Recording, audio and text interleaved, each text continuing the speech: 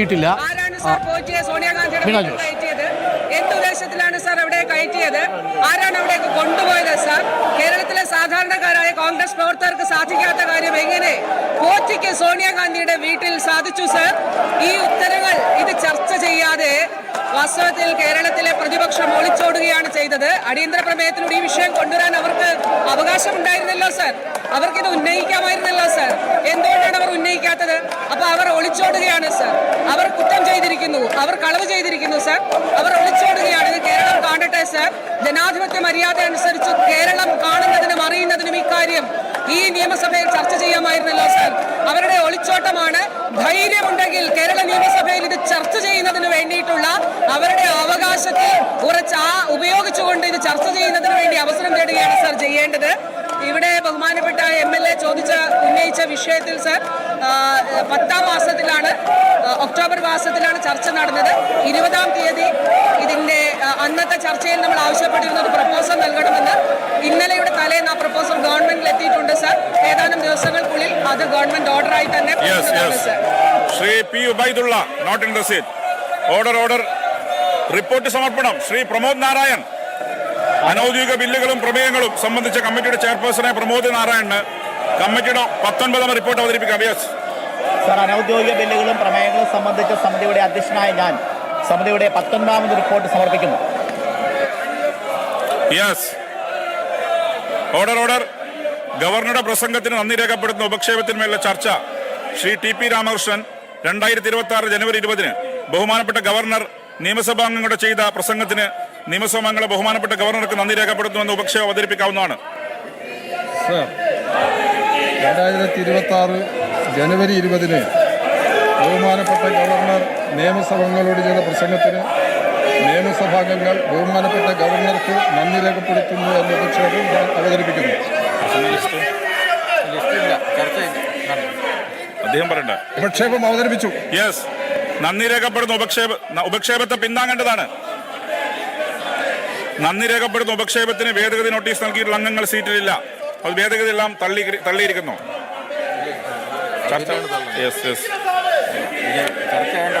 ചർച്ച ബഹുമാനപ്പെട്ട സംസാരിച്ചു. അങ്ങ് TP രാമകൃഷ്ണൻ അങ്ങ്. ഗവർണർ എന്ന പദവി ഭരണഘടനാനുസൃതമാണ്. ഗവർണറുടെ നയപ്രഖ്യാപനത്തിൻ്റെ ഭാഗമായി ഗവർണർ നടത്തേണ്ടുന്ന പ്രസംഗം മന്ത്രിസഭാ തീരുമാനത്തിൻ്റെ അടിസ്ഥാനത്തിലുള്ളതാണ്. ഈ ഭരണഘടനാപരമായ തത്വങ്ങൾ ലംഘിച്ചുകൊണ്ടാണ് ബഹുമാനപ്പെട്ട ഗവർണർ ഇവിടെ പ്രസംഗം അവതരിപ്പിച്ചത്. ഈ സന്ദർഭത്തിൽ ഭരണഘടനാ മൂല്യങ്ങളും ജനാധിപത്യവും സംരക്ഷിക്കുന്നതിന് വേണ്ടി കേരളത്തിലെ ഗവൺമെൻറ് സ്വീകരിച്ച നടപടി മാതൃകാപരമാണ്. ഈ നിലപാട് ഉയർത്തിപ്പിടിച്ച ബഹുമാനപ്പെട്ട മുഖ്യമന്ത്രിയെ ഞാൻ പ്രത്യേകമായി അഭിനന്ദിക്കുന്നു. ഒന്നിനു പിറകെ ഒന്നായി ഉയർന്നു വന്ന വൻ പ്രതിസന്ധികളെ അസാധാരണമായ ചങ്കൂറ്റത്തോടെ മറികടന്ന് അതിജീവനത്തിൻ്റെയും പുനഃസൃഷ്ടിയുടെയും ചരിത്രം രചിച്ചാണ് LDF സർക്കാർ തുടർച്ചയായ 10 വർഷം പൂർത്തിയാക്കുന്നത്. പിണറായി വിജയൻ നയിക്കുന്ന സംസ്ഥാന സർക്കാർ വിജ്ഞാനാധിഷ്ഠിത വികസന നവകേരളം സൃഷ്ടിക്കാനുള്ള ജൈത്രയാത്ര തുടരുക തന്നെ ചെയ്യും എന്നതിൻ്റെ പ്രഖ്യാപനമാണ് ബഹുമാനപ്പെട്ട ഗവർണറുടെ നയപ്രഖ്യാപനം. കേരളത്തിൻ്റെ ചരിത്രത്തിൽ ആദ്യമായാണ് ഒരു സർക്കാരിന് ജനങ്ങൾ തുടർഭരണം സമ്മാനിച്ചത്. 2016 അധികാരമേറ്റ 1ാം പിണറായി സർക്കാർ മുൻ ഭരണത്തിൽ തകർന്നടിഞ്ഞു പോയ കേരളത്തെ ക്ഷേമത്തിൻ്റെയും വികസനത്തിൻ്റെയും പാതയിലേക്ക് നയിച്ചത് തിരിച്ചറിഞ്ഞ ജനങ്ങൾ അത് തുടരാൻ നൽകിയ അംഗീകാരമായിരുന്നു ഉജ്ജ്വലമായ ആ വൻ വിജയ തുടർച്ച. 10 വർഷം കൊണ്ട് കേരളം ആർജിച്ച എണ്ണമറ്റ നേട്ടങ്ങൾ ലോകശ്രദ്ധ നേടി. കേരളത്തിൻ്റെ വിവിധ ക്ഷേമവികസന പദ്ധതികൾ രാജ്യത്തിനാകെ മാതൃകയായി അംഗീകരിക്കപ്പെട്ടു. നവകേരളം പടുത്തുയർത്താനുള്ള മുന്നേറ്റം തുടരാൻ ഇത്തവണയും LDFന് ജനകീയ അംഗീകാരം ലഭിക്കുമെന്നതിൽ സംശയമില്ല. അഴിമതിയും ജീർണതകളും വികസനമുരടിപ്പും കൊടികുത്തിവാണ നാളുകളിൽ നിന്ന് സംസ്ഥാനത്തെ മോചിപ്പിച്ച് ക്ഷേമ വികസന പാതയിലേക്ക് നയിച്ചത് 2016 അധികാരമേറ്റ പിണറായി വിജയൻ സർക്കാരാണ്. അധികാരത്തിൻ്റെ ഇടനാഴികളിൽ തമ്പടിച്ച് വിഹരിച്ചിരുന്ന ഇടനിലക്കാരുടെയും മാഫിയ സംഘങ്ങളുടെയും പിടിയിൽ നിന്ന് ഭരണസ്ഥിരാകേന്ദ്രത്തെ മോചിപ്പിക്കുകയാണ് ഈ സർക്കാർ അധികാരമേറ്റ ഉടൻ ചെയ്തത്. ജനങ്ങളെ ചേർത്ത് നിർത്തി ജനങ്ങളുടെ ഹൃദയാഭിവാദ്യങ്ങൾ ജനങ്ങളെ ചേർത്ത് നിർത്തി ജനങ്ങളുടെ ഹൃദയസ്പന്ദനമറിഞ്ഞ് ജനക്ഷേമവും വികസനവും നാടിന്റെ പുരോഗതിയും ഉറപ്പുവരുത്തി ഈ ഗവൺമെന്റ് തുടർച്ചയായ 10 വർഷം പൂർത്തിയാക്കുന്നു. ഭരണ തുടർച്ചയുടെ കാഹളം തന്നെയാണ് കേരളത്തിൽ മുടങ്ങുന്നത്. സർ, 2016 LDF അധികാരമേൽക്കുമ്പോൾ പാടെ തകർന്നു കിടക്കുകയായിരുന്നു നമ്മുടെ സംസ്ഥാനം. പാവങ്ങളുടെ ആശ്രയമായ 600 രൂപ ക്ഷേമ പെൻഷൻ പോലും കൊടുക്കാത്ത കൊടും ക്രൂരത ആർക്ക് മറക്കാനാവും?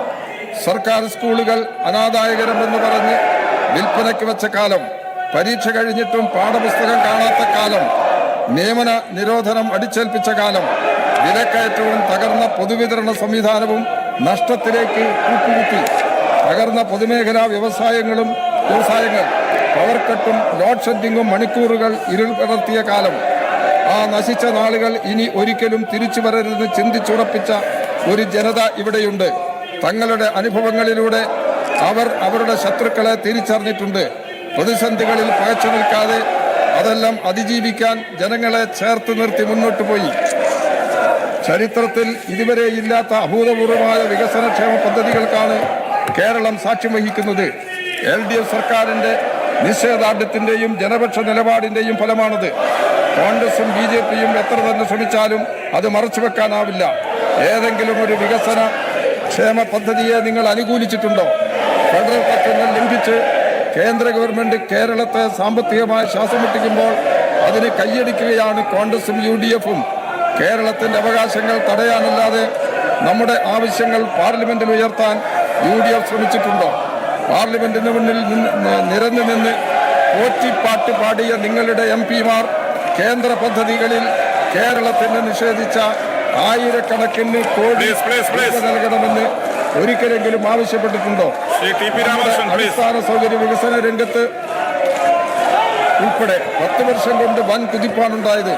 ദേശീയപാത, മലയോര ഹൈവേ, തീരദേശ ഹൈവേ, വയനാട് തുരങ്കപാത, വിഴിഞ്ഞം തുറമുഖം, ലൈഫ് മിഷൻ ഭവന പദ്ധതി, പൊതുവിദ്യാഭ്യാസ സംരക്ഷണ യജ്ഞം, ആർദ്രം മിഷനിലൂടെ മികച്ച ആരോഗ്യ സംവിധാനം, Kochi metro, water metro, KIIFB പദ്ധതികൾ, GAIL pipe line, Kochi Edamon power highway, KFON തുടങ്ങി നാടിന്റെ മുഖച്ഛായ മാറ്റിയ വികസനക്ഷേമ മുന്നേറ്റം. 2016 LDF അധികാരത്തിൽ വരുമ്പോൾ എല്ലാം മുരടിച്ചു നിൽക്കുകയായിരുന്നു. നിങ്ങളുടെ ഭരണകാലത്ത് ദേശീയപാത അതോറിറ്റി അവരുടെ ഓഫീസ് പൂട്ടി സ്ഥലം വിട്ടതാണ്.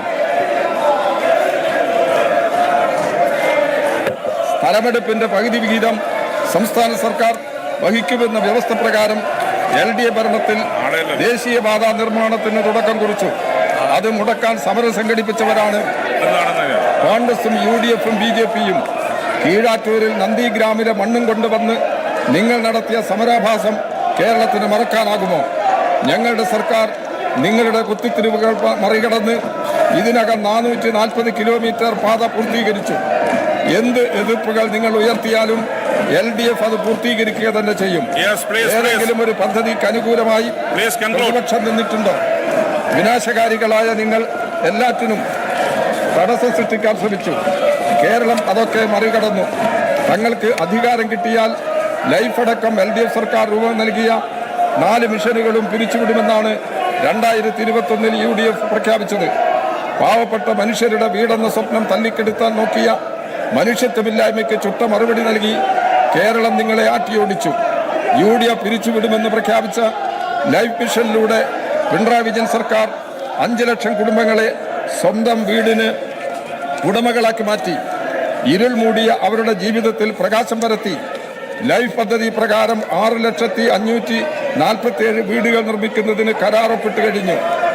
ലൈഫ് രാജ്യത്തിന് മാതൃകയാണെന്ന് നീതി ആയോഗ് ഈയിടെ പ്രഖ്യാപിച്ചത് നമ്മുടെ അഭിമാനം വർദ്ധിപ്പിക്കുന്നു. ഇത് കോൺഗ്രസ് വെച്ചുകൊണ്ടിരിക്കുന്ന സാങ്കല്പിക വീടുകളല്ലെന്ന് കൂടി ഈ അവസരത്തിൽ ഓർമ്മിപ്പിക്കട്ടെ. 2018 പ്രളയത്തിന് ശേഷം 1000 വീടുകളാണ് KPCC പ്രഖ്യാപിച്ചത്. പുനർജനി പദ്ധതിയിൽ പ്രതിപക്ഷ നേതാവിന്റെ വക 217 വീട്. മുണ്ടക്കൈ ചൂരൽമല ദുരിതബാധിതർക്കായി കോൺഗ്രസ് 100 വീട് വാഗ്ദാനം ചെയ്തു. രാഹുൽ ഗാന്ധി വക 100 വീട് വേറെ. യൂത്ത് കോൺഗ്രസ് വക 30 വീട്.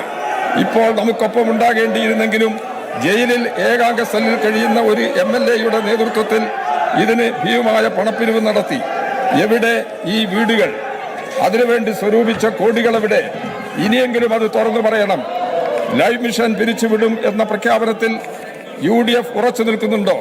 ഇല്ലെങ്കിൽ കേരളത്തോട് മാപ്പ് പറയാനുള്ള ആർജവം നിങ്ങൾ കാണിക്കുമോ? പ്രതിപക്ഷം മറുപടി പറഞ്ഞേ മതിയാകൂ.